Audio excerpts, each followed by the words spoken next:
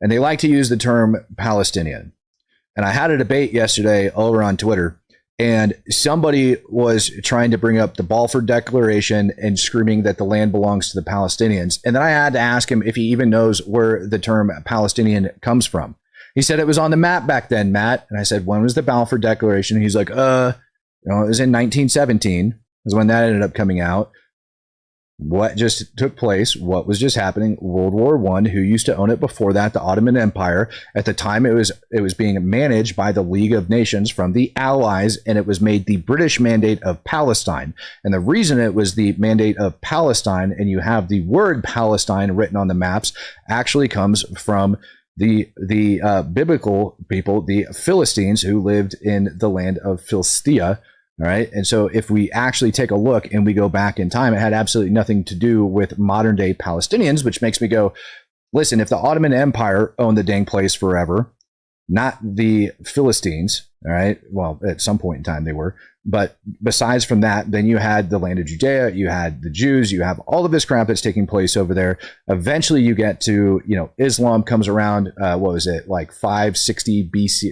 No, 560 AD, I think, is when Muhammad actually walked the earth, or he died. And then you have the birth of Islam that goes in. So all the way beyond that. So if you want to have a historical debate, know your history, make sure you actually get that, know where the names come from.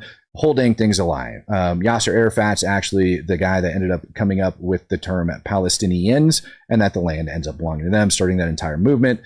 Not a single Jew, not a single Israeli was inside Gaza on October 7th, which is why he said the brutal blockade over inside of there. But his next words that comes out of his mouth are actually the troubling ones. Nothing else to add. Because they are trying to tell us that what's going on now in Gaza is justified because of the attack. No. What's going on now is the result, the continuous brutal occupation of Palestine and Gaza. And when people are occupied, then the resistance is justified. The resistance is justified. This mosque doesn't even teach what took place was a terror attack, doesn't teach what took place was wrong, doesn't teach any of that. He said everything that took place, the resistance is justified.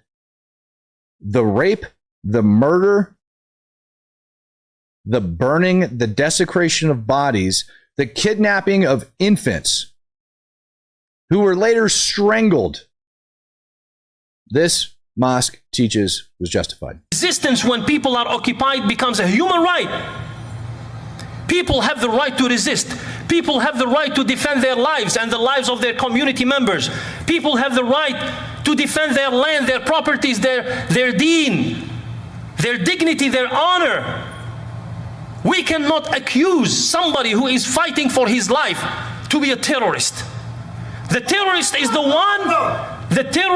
one who started the occupation, not the one who is defending himself and his brothers and sisters around him.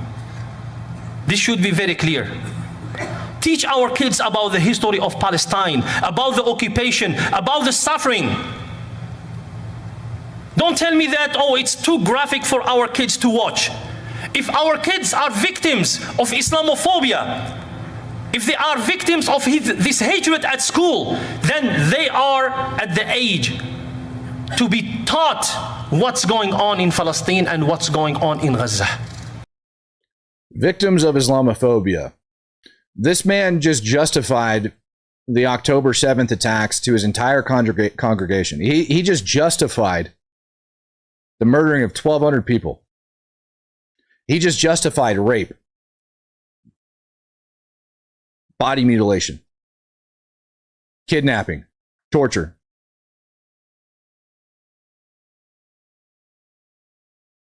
And then he's got the nerve to bring up Islamophobia.